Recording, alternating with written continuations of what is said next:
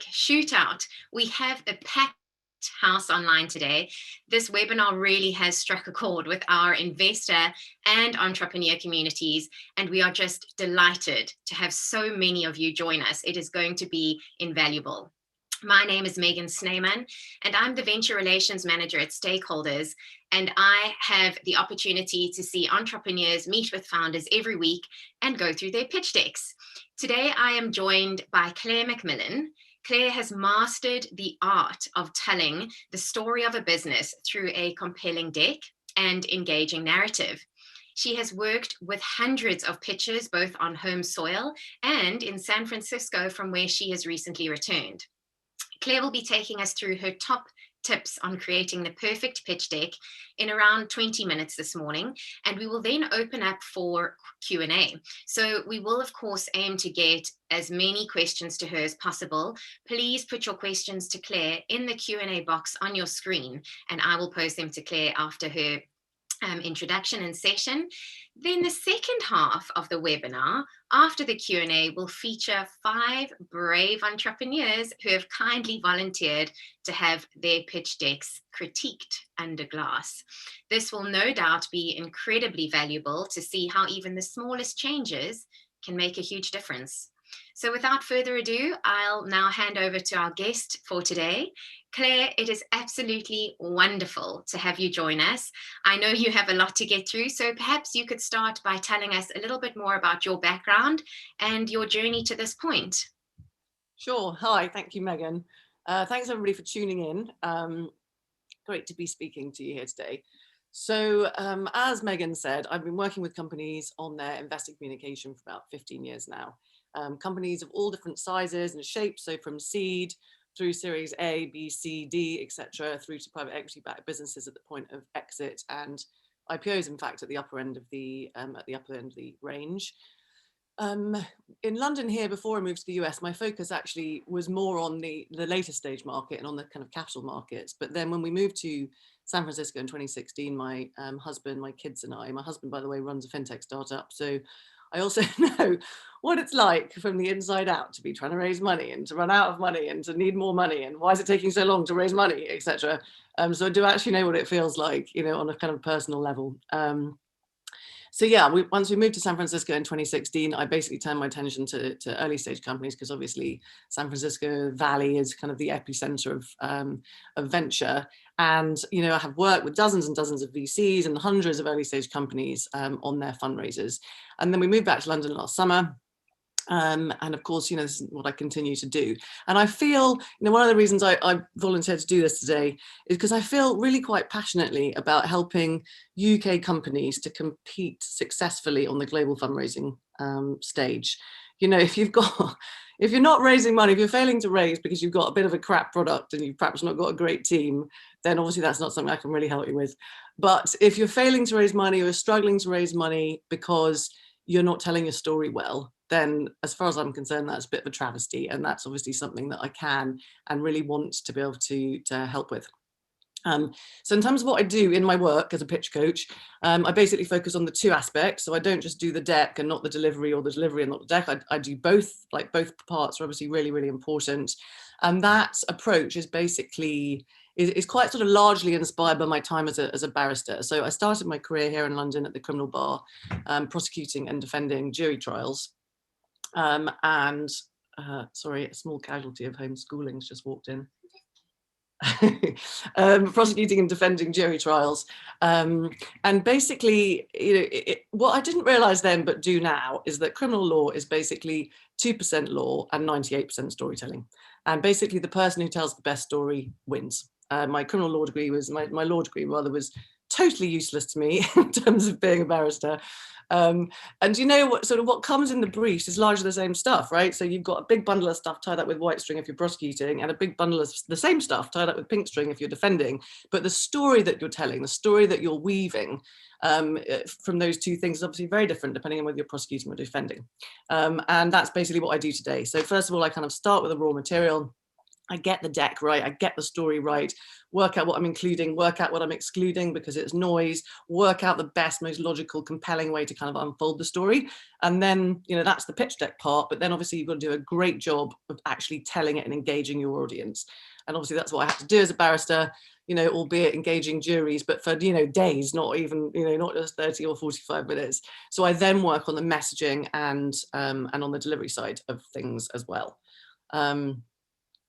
So that's a little tiny bit about me. And so, as Megan said, before we do Q&A, I thought maybe it would be helpful to just kind of put a few things out there in terms of top tips on both sides of things. So first of all, on the deck, and then on the messaging and the delivery side of things. And then obviously, I think I'll be able to bring some of these things to life for you all when we go through some of the pitches. And I think that'll be good. Okay.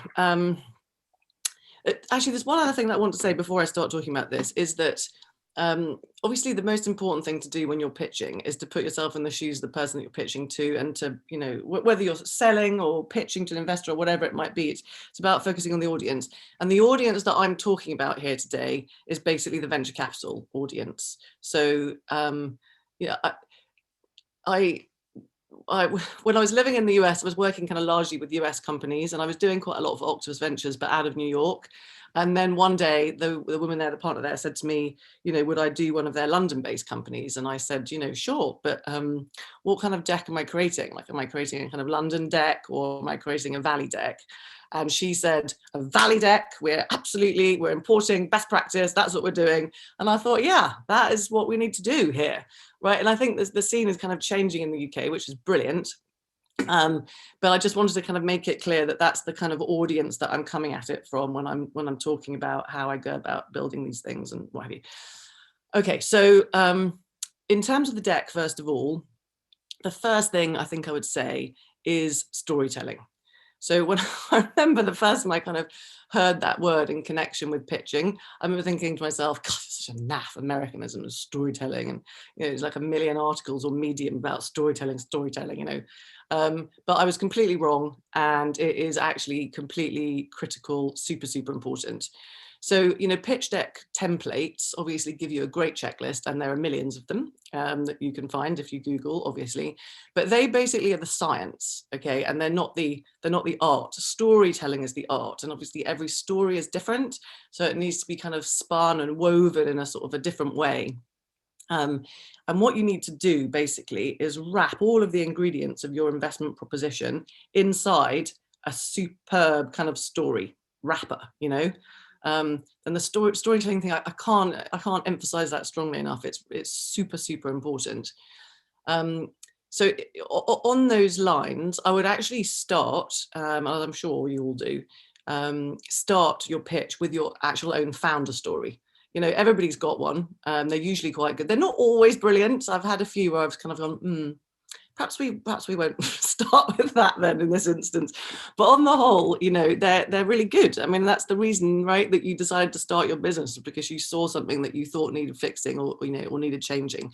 So starting with your founder story is a great idea. And also, because it's usually the thing that you spotted, you know, identified that needed fixing, it tends to segue quite well into the problem, which obviously tends to be one of the kind of most early slides in the deck.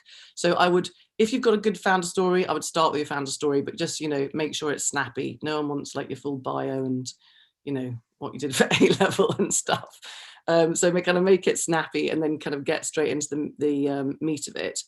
So that's one thing on storytelling. And then the other thing that I would say, and this again is really, really important in my opinion, and it's certainly the way that I write all of my decks, is that I use the title section, you know, real estate, if you like, on the slide, to tell the story. Okay, so I write it so it's the title of every slide tells a story, is a piece of the story. So it's not the title, it's not saying the problem, you know, the competitive landscape, etc. It's telling you what the message is on those things, right?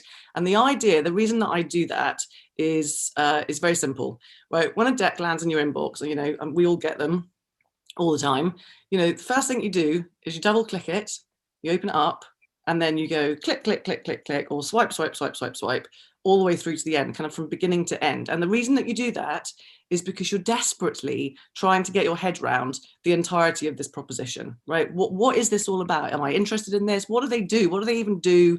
Is this interesting? Is this exciting? Do I want to spend more time on it, right? And so people do that pass in, if you look at, I'm sure we've all done this, you send something by DocSend, for example, and you can see how long someone spends on it. And you're like, really? What? 20 seconds, is that all? So you've really got to be able to do it. You've got to be able to get the story across in like 20, 30, maybe 45 seconds. And the best way to do that is to make the titles tell the story. And if all I did was swipe through and read the titles, I would get the story. Okay, so I think it's really, really important. And it's definitely, when I'm writing a deck, it's absolutely where I start, because once you've got that story down, the content fills itself in, really, and you can move on from there. Okay, so that's storytelling. And then the second thing I wanted to talk about was content. Now, when it comes to the content, and again, this is a VC deck that I'm talking about here, not a kind of private equity thing. But you don't want loads and loads of content on every slide. You don't want loads of small typeface, masses and masses of bullet points that require me to actually have to devote time to reading it. Because to be totally honest, it's just really annoying. There's decks landed in your inbox. You don't know, I mean, obviously I'm like being paid to read them, and even I find it annoying. But if you're evaluating it from another, with a different hat on, it's just annoying. And you don't know that you want to devote 15 minutes to reading all of this to work out whether it's even interesting to you in the first place, right? So you have to be very, very, you really pare back your content, like really think about the most important things that you need to get across, screen out the rest. And then the way that you present your content has to be kind of creative. Right, and of course, like the decks I write have lots of words in them, but you've got to try wherever you possibly can to think of a kind of visualization of that data which helps. So whether that's a timeline, or whether it's a funnel, or maybe it's a virtuous circle, or it's a rather than 6 bullet points, it's 6 boxes with an icon and a point written large, or whatever it might be. But you've got to try and be creative and think of good ways to visually display your content so that it's not just lists of bullet points. And if you do that well, then what you find is that the person's they're reading the titles of the slides, they're getting the story, and then they're glancing at the page. And at a glance, they can take on the supporting stuff that they need that goes to kind of support what you've said in the title. And it's almost kind of subliminal sort of absorption. So that's what you need to be basically aiming for when it comes to your content. Couple of other things in terms of content. I'm just going to focus on a couple of specific aspects of content, which are problem and solution, because those two things are really, really important to get right. A lot of other stuff kind of writes itself, but those two aspects of it are super, super important. So problem first, with the problem, you need to make me really feel it. I need to be kind of nodding and going, yup, okay, I totally get that. Yes, my God, yes, that needs fixing, or whatever. I really need to be able to kind of get the content. And it's okay to unpack it over a couple of slides, right? It doesn't just have to be one, you can unpack it over a couple of slides.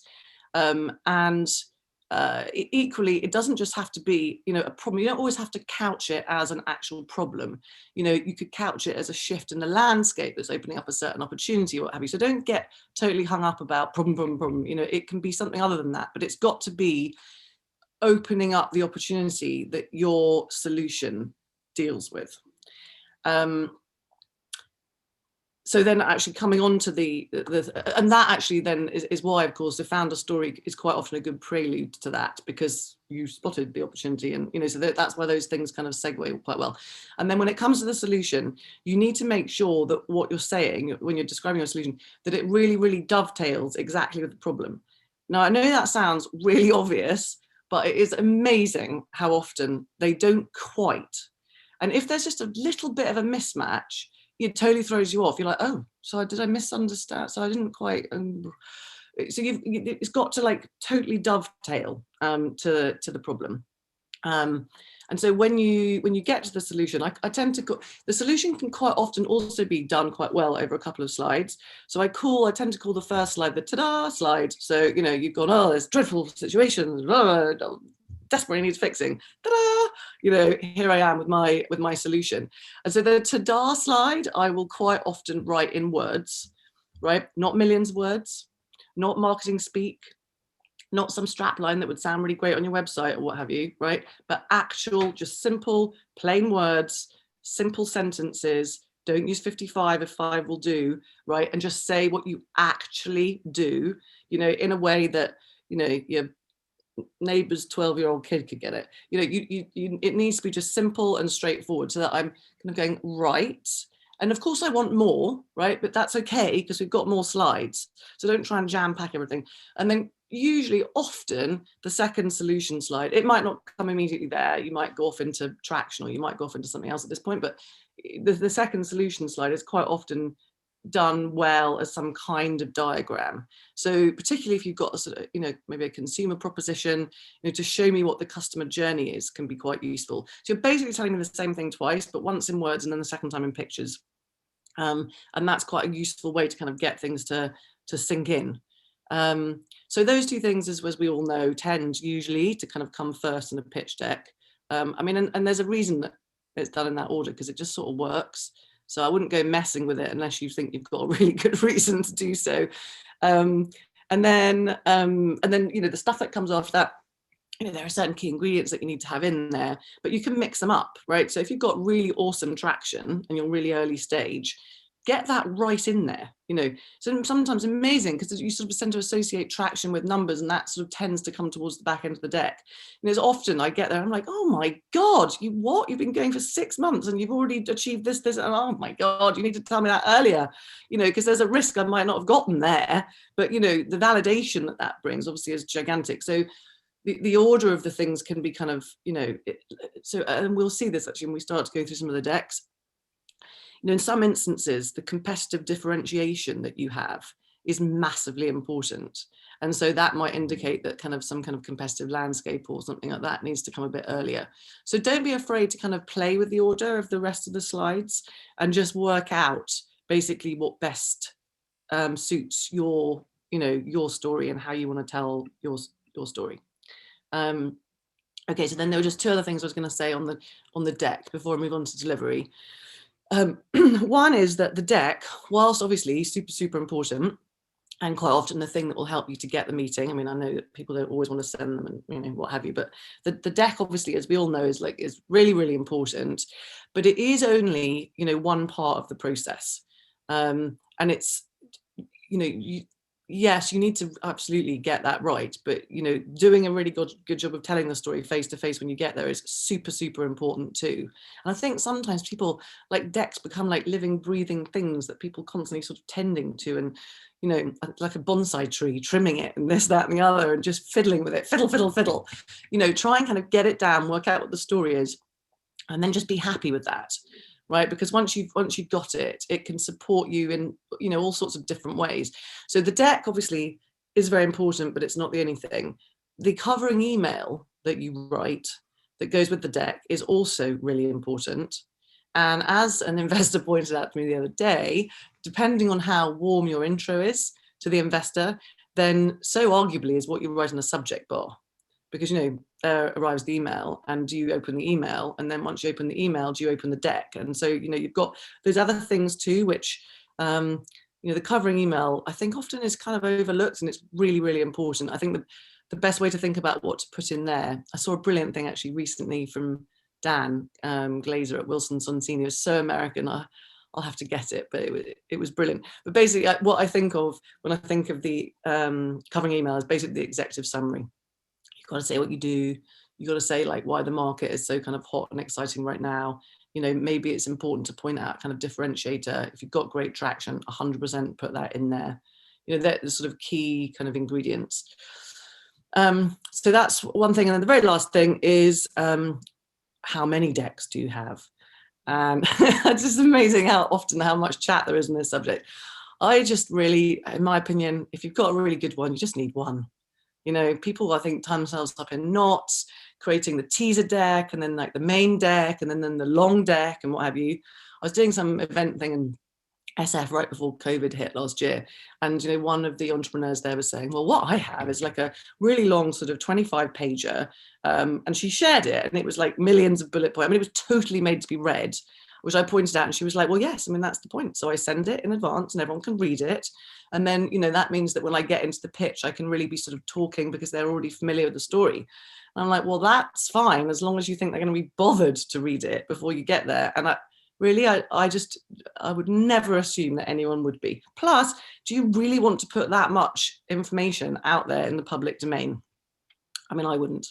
So, you know, there's an argument to be said that you have a teaser deck, so maybe like a subset of, say, 5 slides from your kind of 15 slide deck. But really, I mean, you know, if you can create a good one, you can tell your story really well over 15 slides or thereabouts, you know, whether it's 13 or whether it's 18 or whatever. I just make life simple and just have one. And of course, have like a massive, great big stack of appendix slides on your laptop, millions, or have as many as you want, you know, that you can like double click and go into, you know, when people ask you questions, or maybe that's stuff that you kind of put in the data room when you get into DD or, you know, or what have you. Okay, so that's on the deck front. And then just a few things to say on delivery. And when I'm working with clients, I do make a distinction between messaging and delivery. So 2 slightly different things. So the delivery obviously is the actual way that you say things, and then the messaging is what you say. The messaging is, well, they're both really important, So on the messaging, obviously you've got the overarching structure, you've written your deck, you've worked out how you're going to unfold your story, you've made the titles tell the story, and that's all great, right? But obviously each slide almost has its own microstructure, because there are a handful of messages that you need to land on each page in order to kind of bring the whole thing to life. And so working out what order you're going to land those things in is very important. And also absolutely critically is working out, particularly if you've got quite a complicated proposition, is working out what groundwork you need to have laid, you know, here at the beginning, in order for me to not be completely lost by slide 8 or 9 or 6 or whatever it is.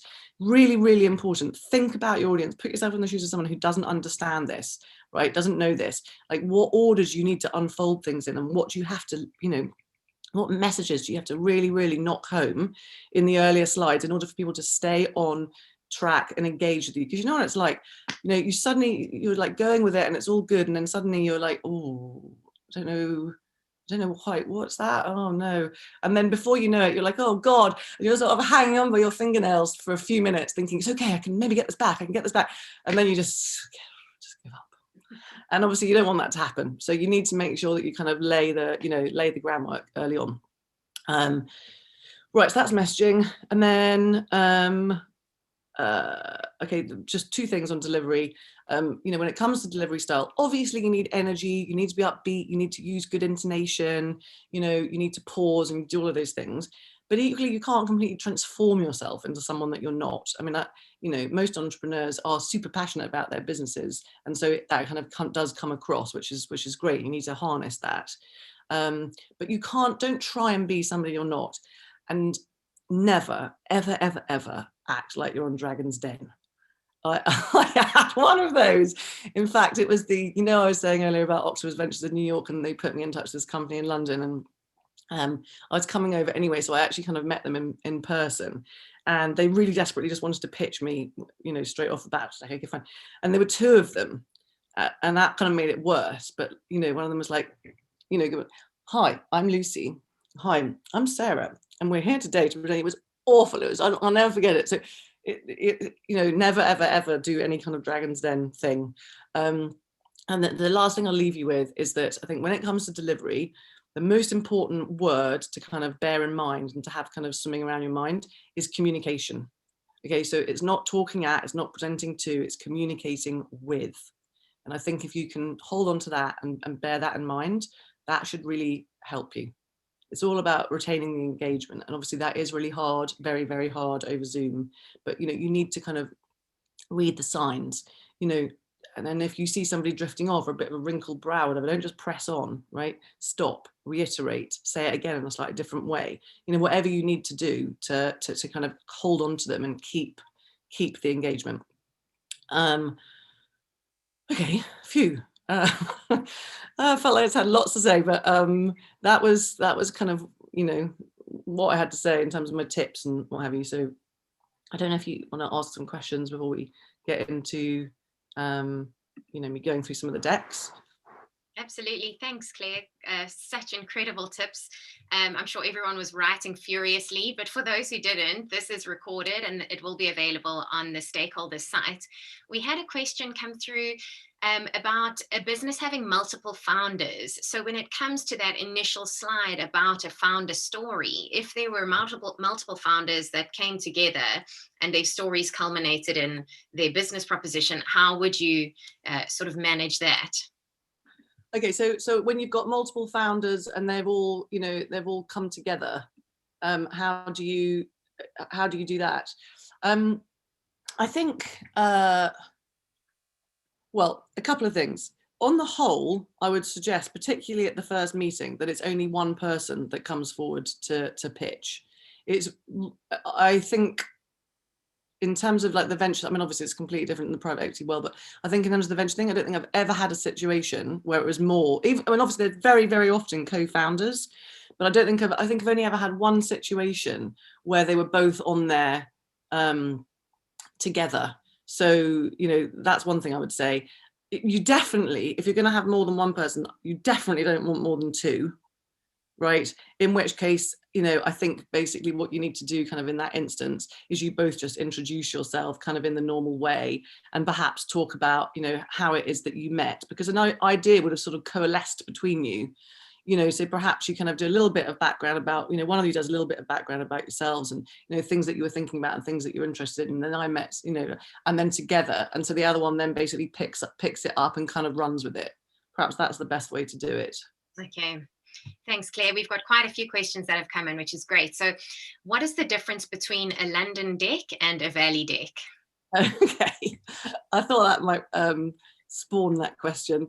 So I think things are changing, definitely, and I feel like, you know, in the time that I've been away, things have changed. But historically, at least, I think a London deck had a lot more. If you think about it, I think it kind of came down to what the VCs were like. So, you know, I think a lot of VCs, to massively over, you know, generalize all the rest of it, a lot of VCs were perhaps, you know, ex-corporate finance, you know, that sort of background, as opposed to an operator background.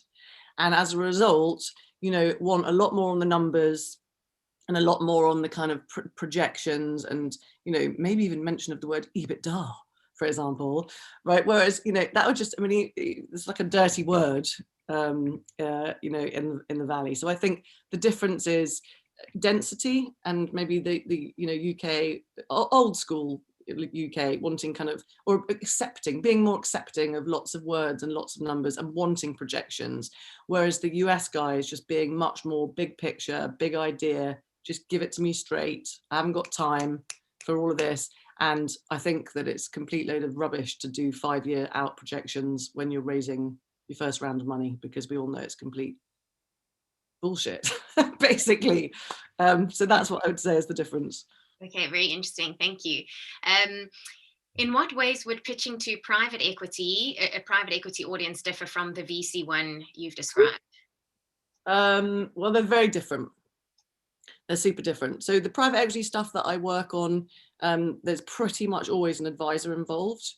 So, you know, I still do some of that stuff. So I'm doing one at the moment with Raymond James, for example. So you've got a corporate finance house involved who's kind of running the transaction. They will write the deck. In that instance, I don't write the deck. I just help the poor founder or management team to try and deliver what the corporate finance house has written. So the decks will be very long. I mean, you know, the process is also different. You tend to have kind of firesides, coffee chats, early doors, and then first round bids come in, and then you get into the full management presentation. And so the coffee deck might be, I mean, these days they're changing because COVID's truncated processes and everything, but coffee deck, you know, typically would be around 15 slides. But they're a lot more old school. They're not big picture, you know, this kind of stuff. They're size 8 font. They're not designed, they're done in PowerPoint, you know, by a banker, you know, some poor 24-year-old at 3 o'clock in the morning. It's just completely different. And when it comes to the full management presentation, the length allocated to that meeting is 3 to 4 hours. the deck is 80 slides long. So it is a totally different process.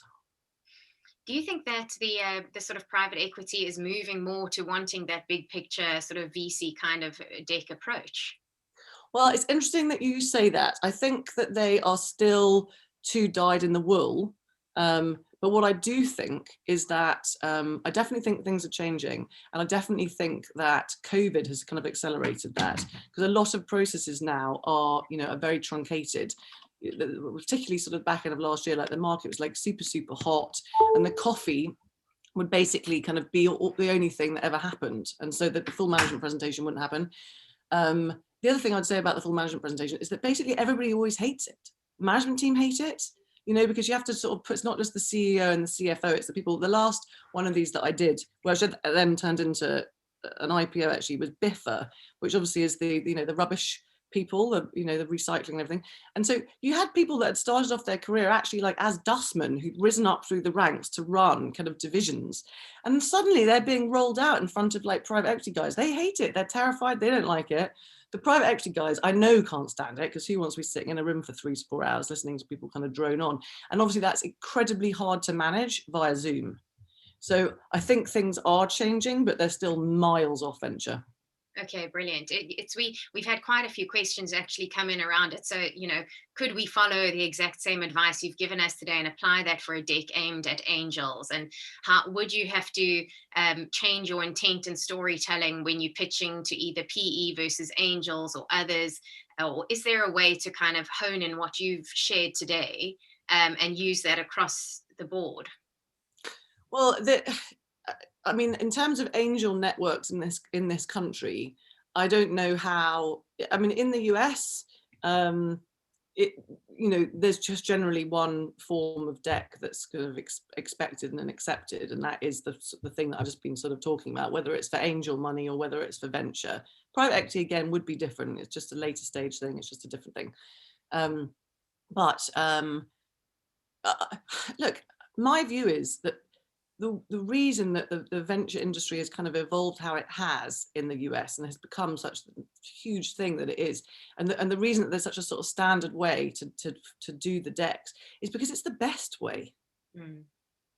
I just think it's the best way. If you can understand what the problem is that you're solving, and then you can be told exactly what the solution is, and you can then be told this is how it works, and then the next thing you want to know is, okay, well, is anybody else doing that? Because that sounds super cool, right? And so what's the competitive landscape like?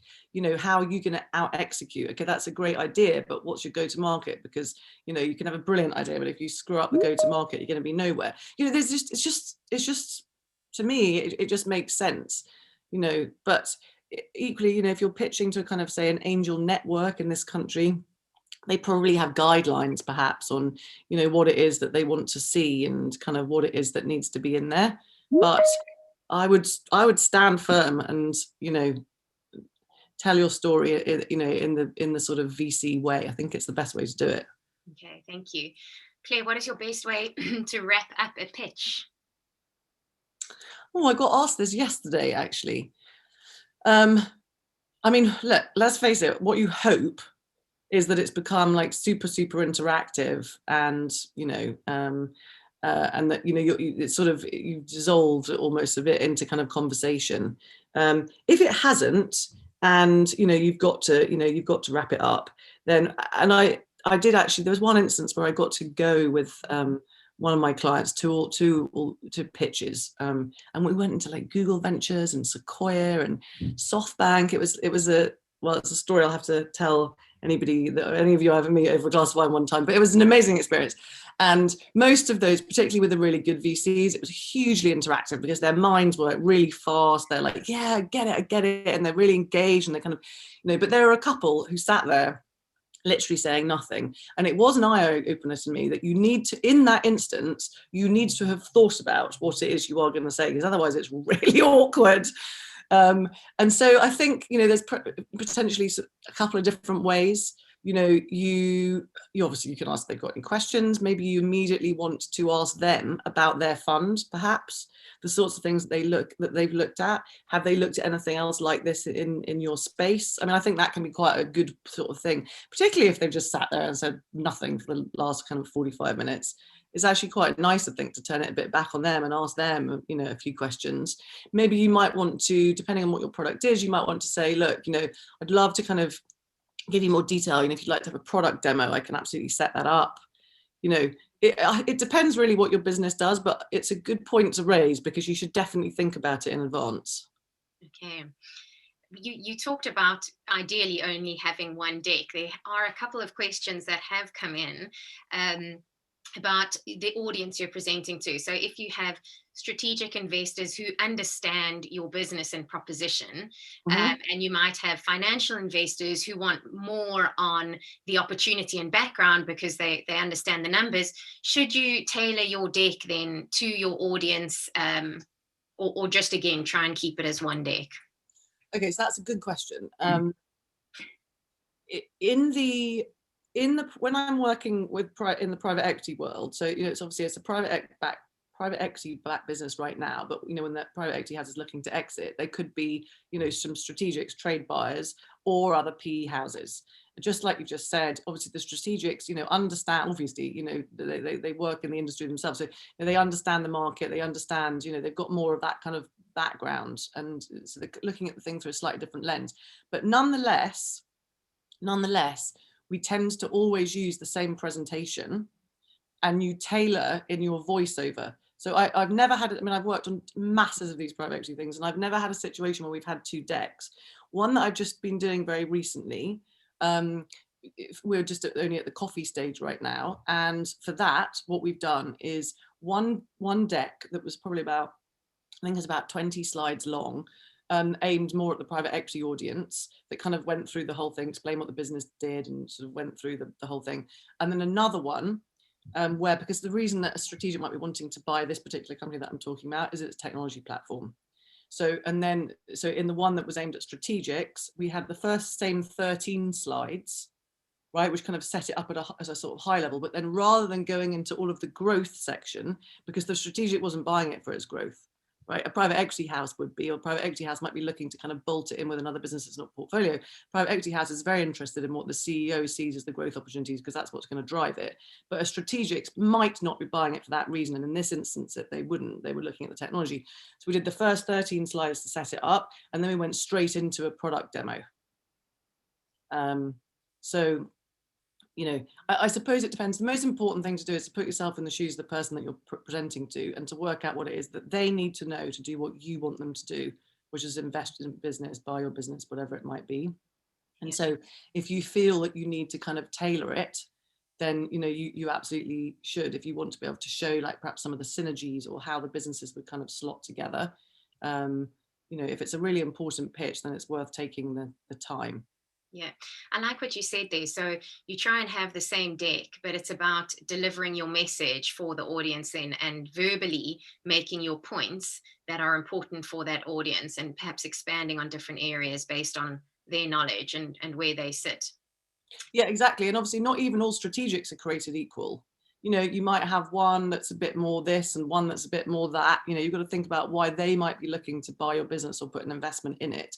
And then you kind of, you know, you tailor it. But, you know, these are sort of slightly, you know, like I said, the comments that I was making were about kind of pitching a VC. And all VCs are sort of largely created equal, if you like, in terms of what they're looking for. You know, if you've got a super crucial pitch with a strategic coming up, it's arguably worth, you know, tailoring that, you know, directly to them. Yeah. Claire, we have so many questions here that we'd never be able to get through them all. My goodness. And I hope I've tried to cluster a few of them on the same topic together. We'll be able to see these questions afterwards, so perhaps we can just catch up and see if there's a way for us to get back to all these questions, because they're really, really great. So thank you to everyone who submitted them. I think we've still got about 25 questions hanging here. But we do need to move on to our brave founders who have volunteered themselves and their pitch decks. So Claire is now going to take us through 5 pitch decks, about sort of 4 minutes or so per pitch deck, Claire. So the first one up, let's get going, is Chris Orlis from Gonna Order. Okay, hang on a second. Hi, right, let me just doing a bit of screen reshuffling. Right, here we go. Share. Right, can everyone see that? Yes, I can see it. It's like it's the phrase of 2020, isn't it? Can everyone see my screen? Yeah. Pop yourself on mute. Okay, so let me just get my notes up here so I can see what I thought. So thank you very much for sending this through. So I thought this is something I thought that we should do, right? So you remember in my sort of tips, I was saying the first thing that happens when the deck arrives in your inbox is that you kind of go swipe, swipe, swipe in kind of 20-second, 30-second sort of pass, and you see if you can get it. So I thought it'd be interesting to kind of show everybody else, Chris, not just you, like what, right? And we can all see for ourselves, like what we think. Like, do you get it? Do you think, yeah, that sounds cool, I want to kind of go back and spend a bit more time? Okay, so current digital business models don't work for restaurants. Gonna order is the Shopify for restaurants, so they can claim back their customers. Future of ordering is digital, so table, self-service, takeaway, delivery, and pickup. So it's designed to be user-friendly and intuitive. Okay. So I'm thinking, is this for the restaurant or for the customer? But probably the customer. Right, easy to use, flexible and affordable. Okay, so no commission, which is good because I remember hearing that there was, super high commission there. Right, competitive landscape. So obviously top right quadrant, always. Enables digital transition for restaurants. This is product roadmap. So the stuff that you're looking to do. Okay. Wow. Okay. So 60 million ARR by the 3rd year. Okay. I wonder, are we in year 1 now or are we like year 0? But anyway, okay. So that's the target. Right. So this is how you price recurring revenue streams, market validation. So I wonder, is that like pre here? But anyway, and then traction.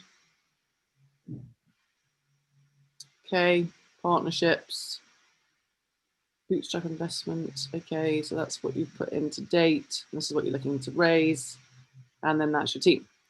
Okay, so obviously I don't know what everybody else is thinking. I can't see you. I don't know what you're thinking about that when you see it. My view is that in the kind of 20-second, 30-second pass, overall I do get it, right? I mean, it's not a super complex thing to get your head around. But what I think is that the differentiators, right? This is a super, super competitive space. And I've worked with 2 companies in this space doing something similar. And I totally get, at a high level that the Deliveroos and the Uber Eats and all the rest of it are chewing restaurants' margins, 30% margin, just absolutely crippling the restaurant industry. I get the fact that they hate it. And I get the fact that doing it on their own, like you've said here, it's not their day job, for God's sake. Like they make pizzas or whatever it is that they do. They're not about building, online ordering apps and websites and God knows what else.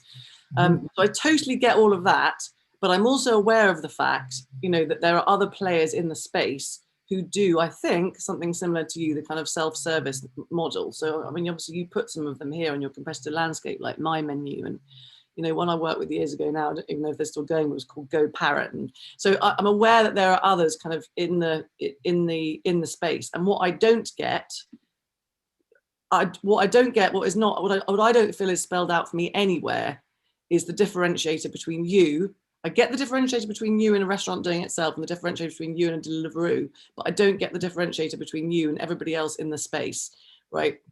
And my perception is it's such a crowded market that you really need to spell that out loud and clear, straight away. And the other thing that I have just like, sort of nagging at me in the back of my head is like, how do you actually do the physical delivery bit? Like, do you partner or do they have to have blokes on scooters themselves or whatever? But that's just something that's kind of there. Okay, so in terms of the problem slide, like I say, it's fine. I mean, it's quite wordy, it's fine, but it seems to me to be missing out quite a critical piece of the landscape. This I think is okay, but how I said do it in words and then do it in pictures, right? Shopify for restaurants that's quite cool. I'm like, okay, yeah, I sort of get that. But I think it'd be better right here to have a slide that just had a few words in it that says exactly what it is that you do, you know, a bit more than just Shopify for restaurants and a bit more than claiming back their customers. That's the benefit, not kind of what it is. And I think it might be better to have like a very short paragraph or sentence that just says kind of what it is that you do here. And then on another page, rather than have these things, the kind of icons, maybe you do kind of screenshots of the restaurant's customer experience, perhaps like I'm not clear, for example, as to whether you design the website for them or they do it themselves, kind of Wix styley, you know, on your platform. There's a few things like that that I don't really get, but, you know, I assume that, you know, they can go in and change things to do things like increase order revenue and avoid the, you know, I assume there's things that they can do, but I'm not clear as to kind of exactly who does what. Competitive landscape, right? So as I said, I'm not clear what the sort of, it feels like a bit of duplication as well, because there's this and then there's this, and I'm like, well, is that the restaurant or is that you? Suddenly here we mention marketing services for bringing in more orders, and I'm thinking, is that the differentiator? Is that something that you do that is different to all the other self-service platforms? So I'm kind of wondering whether that's what it actually is. And then this slide's just way too busy. There's way too much on it. And I don't know if we're in year 0 or year 1 or, you know, what we are. It kind of seems like it's blending market along with milestones and what have you. And it's just, I feel like there's too much on it. And it feels like there's a bit of duplication across that and then that and then that, you know, maybe that. I feel like you could sort of rationalize perhaps like this end of the deck a bit more. Yes. You want to wrap this one up? Sorry, and then we move on to the next one. Yeah, sure. Okay, so Chris, I hope that's helpful. But main thing, differentiate yourself between, make clear between yourself and the other self-service guys. Thank you very much, Claire. Okay, you're welcome. Which one am I doing next, Megan? Thanks, Claire. The next one is Alchemy, Samantha Campbell. Okay. Hi. I'm so nervous because I've got so much text on my slides. Oh God, This is not VC, not Valley VC pitch deck, but yeah. Okay. Sorry, I'm just trying to actually find it in my. For some reason, it's not popping up. I don't know why. In my. How annoying. Maybe it's.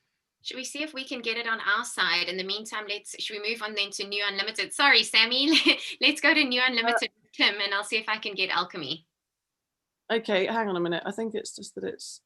Oh, I don't want to select multiple windows. I can always bring it up too because I do have it open. Okay, it's just saying screen sharing has failed for some reason. That's a bit annoying, isn't it? That is weird. Okay, let me just try again. Okay. There we go. Can you see? Yeah. Okay, so let's just quickly do the 20-second pass thing again. Right, so here we go. Right, alternative data, next growth market. Okay, so business overview, you know, obviously it does require me to kind of read it.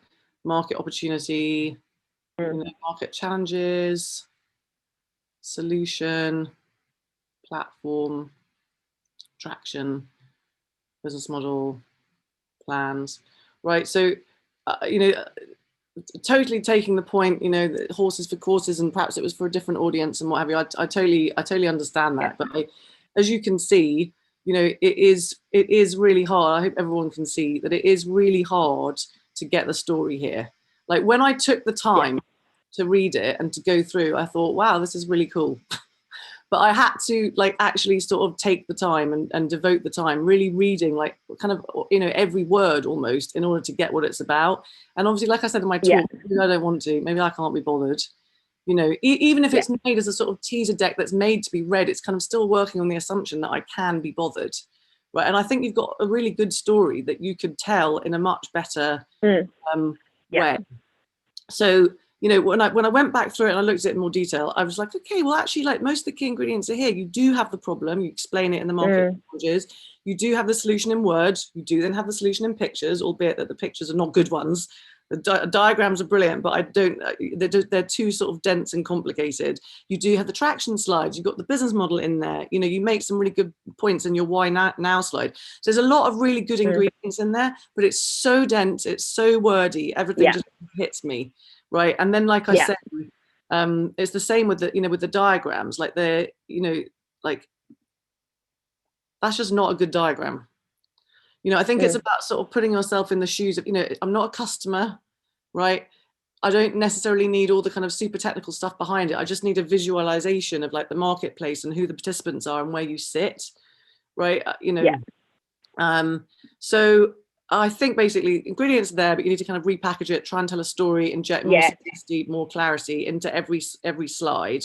So I think for you, it seems to me that this point about the market growth, right? It seems to me that you're a classic kind of shift in the landscape kind of thing, right? So maybe you would do the problem over a couple of slides. So you'd say, look, there's a shift in the landscape taking place, right? Increasingly, investors want to, you know, work out whether they want to invest in companies by accessing alternative data as opposed to the kind of historic stuff. You know, this gives them an edge. You know, it can really drive returns, and that's why the alternative data market is going crazy, right? So maybe you put this right up front, because you're like, wow, okay, that is, I mean, that's spectacular and incredible market growth, right? And then on your next, and sorry. I was just going to say on that as well, the biggest point is for us, the hardest thing is education. Do we need to educate the investor, or if they don't understand what alternative data is in the first place, maybe they're not the right investor? I think, but you got some of the stuff here, you see, that's what I mean by quite a lot of the stuff's there. It tells me it's credit and debit, it's transaction, it's email. I think you can blend the educating with the selling. I don't think you need to go, okay, let's take a massive step back. I think you can do two things, but I would set the scene like that. And then I would have almost like a secondary problem slide, which is like, so it's a massive market, it's exploding. This is why investors have access to it. But the problem is nobody's organized it. It's a mess, it's inaccessible. And then, that's what we do, right? And then I would say what we do in the words and then have a kind of picture. So maybe rationalize that with this, kind of show me kind of how the whole thing fits. You know, traction is fine. And this business model is a blend of business model and revenue opportunity and market size. I think it's kind of trying to do too much on one page. You know, arguably you've already kind of talked about the market right up front. What else did I think? It feels like the go-to-market is missing. I wonder whether that's what the partnerships thing was in the traction slide. A little bit. So the problem that we've got, one of the questions I had for you is that we could talk about, or we can pitch our current business model, but we've also got what we are really raising money for is the platform solution that we have got a proof of concept for, but we're not doing it. And so how much do you talk about the vision of what you're wanting to be, or talking about our current sort of traction to date, given the current business model? Can you wrap that up with an answer, and then we'll move on to the next one? Yes, that is too hard for me to say without knowing more about your story. But there's one other thing that I really want to say before we go on to the next one, is the competitive landscape, right? That feels very notable by its absence. Okay, I think it's a hot plate. The next thing I want to know is who else is doing it, right? And as for the other one, I would need to know more to be able to help you, because I see this a lot, right? You started off doing one thing and you're kind of transitioning to do something else. And how do you exactly. Two halves? I see that all the time. Okay, very helpful. Okay, thanks. Thank you. Thank you. This is incredible. My customer loan. Hi, Claire. Hey, Paul, how you doing? Good, thank you. Looking forward to this.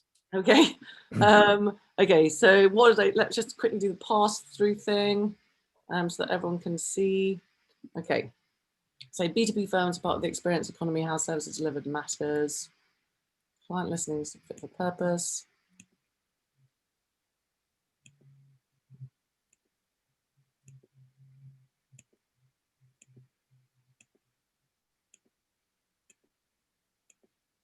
Okay, so I think on the 22nd pass, you do a good job of using the titles to tell a story, right? And I do get it, right? At a high level, I do get it in general terms.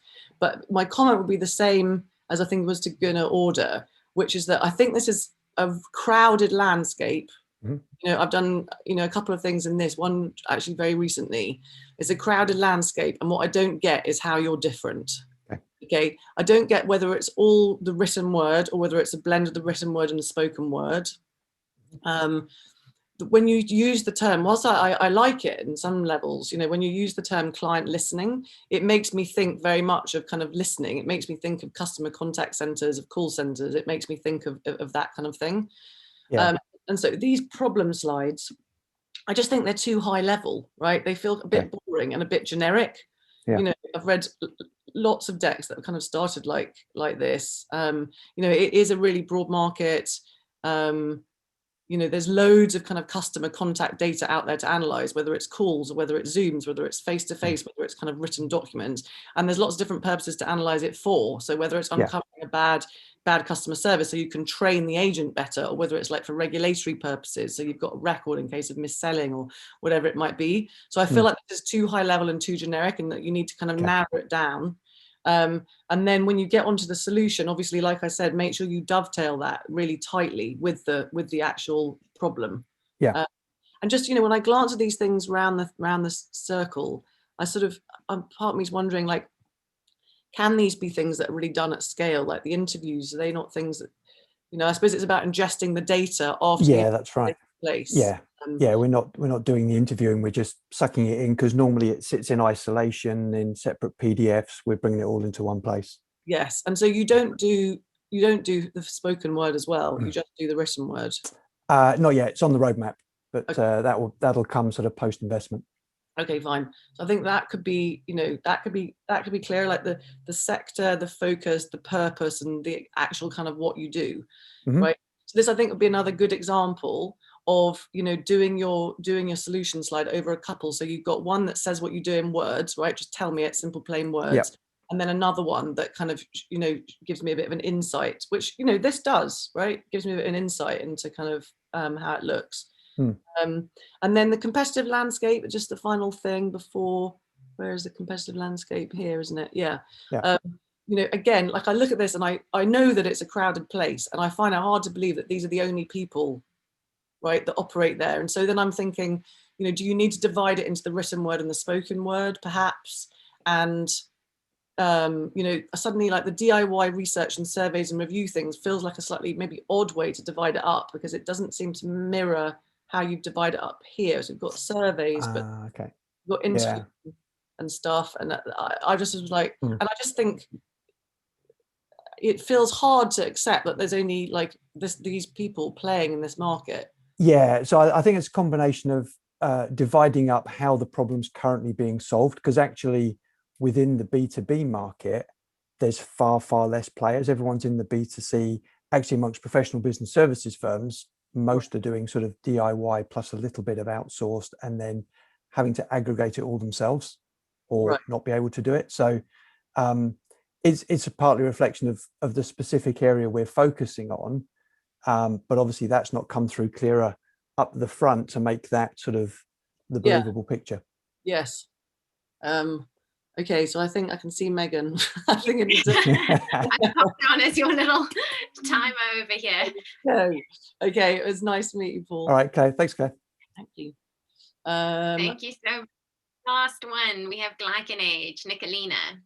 Okay, let me just hang on a minute. Sorry, I just need to get onto it from here, and then there we go. Right, hi Nicolina. Glycanage, right. So like this sounds like a superb business. But I just have to say, I think you are, you know, I said at the beginning that, you know, I think it's a total travesty when someone, you know, it sounds like it's just such a good business, and I just think you're doing not a good job of telling it. And I think it's probably, you know, it's really hard when you've got a bit, I mean, I do quite, obviously a lot of things that I do are really complicated, because that's why people need help telling it. So I do a lot of cybersecurity, I do a lot of biotech, you know, I do quite a bit of this kind of stuff, and it's hard. I think it's particularly hard, you know, perhaps when it's, the subject matter is difficult, it's dense and it's scientific. You know, you're communicating with some people that might get it and have a scientific background, and some people who are much more generalists.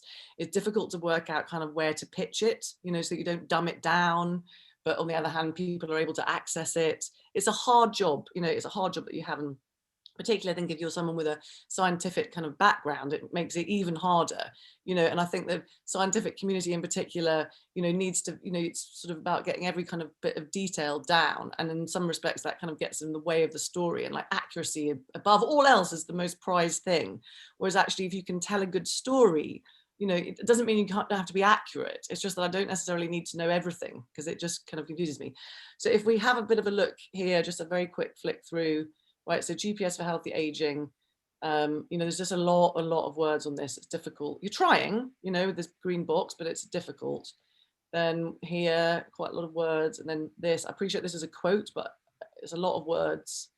And then the product, I love the product image shots, by the way, they're great. Then this, right? Classic example of really techie language, like Horvath, epigenic age, grimmage, pheno-age, you know, it's like what? You know, product roadmap. Then we get into the menopause, you know, I don't know what that is. And then this, really technical, tons and tons and tons of words, super technical. Okay, fine. And then, you know, fine. So to give you, like, I think if this here is when I sort of got it in the first instance. So you have to be bothered to kind of read it. So I get this at a high level, right? But then you're like, wow, okay. So in every single case that was looked at, you know, the glycans were altered 7 to 10 years before the onset of symptom. Wow, God, yeah. So like if you could just keep measuring that and monitoring that, you'd have a marker as to when they've changed, and then you would know what was going to be happening. I mean, it's like an insight into your future. That's awesome, right? But it's written in nil small type. You know, a diagram is absolutely what this slide is kind of crying out for, 100%, but this is just a horrible diagram. You know, you could do this in a much more simple way, but a diagram is absolutely kind of where it's at. In terms of this one, I do think in this instance that you do need to educate what a glycan actually is. And so you do this here, but I have to say this thing with the birds, for me, is like a massive distraction. Also, we list these three things here: cardiovascular, type 2 diabetes, and inflammatory bowel disease. And I think that they're probably going to turn out to be your main focuses, but then actually menopause is, and I found it a bit weird when I got there that menopause hadn't been mentioned here. You know, this quote, great, but it's too long. I would slim it down because it's just so dense. And then what happens is, before I know it, we've got straight into what then turns out to be the first of many products. So, you know, I can see that you've got this product roadmap here. I think bringing this earlier up would make sense. So I kind of see the thing. And then you explain to me kind of, okay, so this is our product roadmap, but where we're starting, as I said, our first product is glycanage. But when I read this, I still don't understand what the point of this first product is. I don't know what glycanage is all about. Like the menopause one, I guess I get it. It's about identifying when I might go through menopause, right? But I don't know what this is. All the others are sort of obvious. Like it's about identifying when I might get a cardiovascular disease, or if I'm, you know, might get diabetes. But this, I just don't know what this product is. And obviously it's the kind of first one. You know, I've said this about all of these awful words here. I wouldn't have those.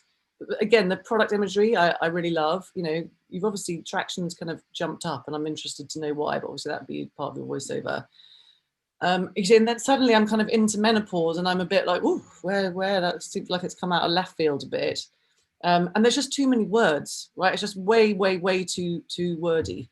And the other thing that I felt was that it is too wordy, and you've got the sentences are sort of too long, but they also, I don't think that they necessarily read very well, right? And this is a classic one in case in point, right? It's very long. So currently there's no accurate diagnostic test for menopause aside symptomology and hormonal tests such as FSH that are deemed by NICE and FDA as inappropriate for perimenopause diagnosis due to high hormonal fluctuation, yet NHS spends 10.5 million on it. Right, that sentence is too long, but aside from being too long, it just doesn't, I don't think it reads very well. So I feel like you're hiding your light under a bushel. Yeah, we struggle to do it simple. So the first test is a biological age test, and the problem is you still have to have education on why biological age matters or what it can mean to you. And then also this huge product roadmap is trying to present what we can do in the future, but it does kind of complicate this message. But yeah, I loved your presentation before. You're very right in terms of telling a simple story and then getting into the details when people want to find out more. Okay, well, I hope that was helpful. Oh, Claire, I think what you've shared today is beyond helpful, and I think everyone could probably sit on here for another hour easily and keep looking at pitch decks and chatting about them with you.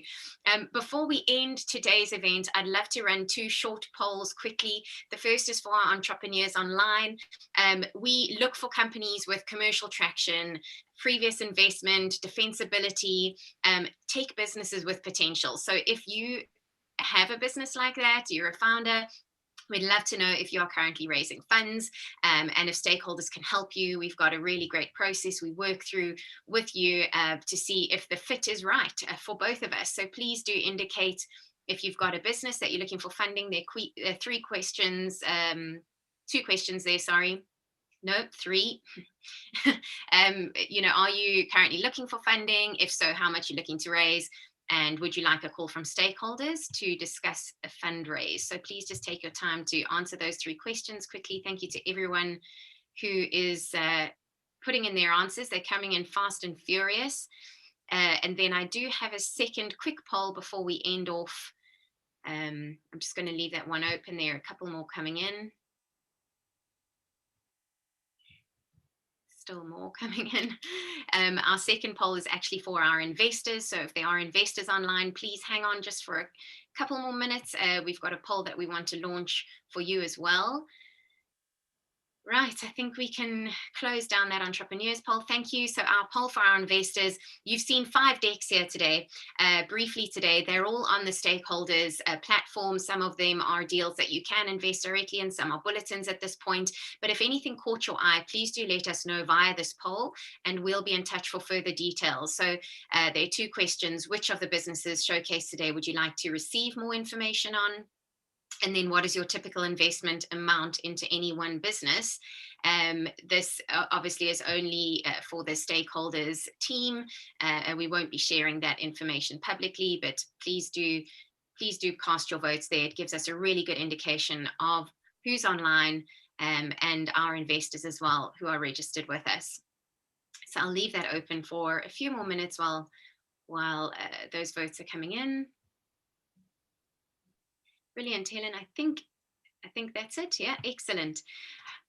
Well, Claire, gosh, thank you once again for joining us today. I personally see a lot of decks. In fact, the rest of my Tuesday is packed out with 30-minute pitch sessions. So I'm going to be putting into practice what I've learned from you today, the amazing advice you've given, what to look out for, and how to help founders as well. So thank you so much for your time. Thank you to our brave founders who put their decks forward for Claire to look through. The fund doesn't stop. Yeah. On that, for the founders that put their decks forward, if you want, I obviously didn't have time to go through everything, and I've got notes that I made. So I mean, they are just notes, but if you'd like them, then just ping me and I'll ping them across to you. Wow. How's that for a value add? Thank you, Claire. Gosh, that is incredible. And we are grateful, and those founders as well. So thank you for that. This week's event program continues on Thursday. We have a more intimate event for medtech investors. We have 3 incredible entrepreneurs pitching at the roundtable event. Glycanage is one of them. So if you're interested in joining us, details can be found on our website or in the email you receive tomorrow. And there's a short survey that will pop up on your screen in a moment. We'd again be incredibly grateful for your feedback. We look at all the feedback and we ensure we implement. So all that is left to do is to leave you with a quote from Steve Jobs. Focus on simplicity.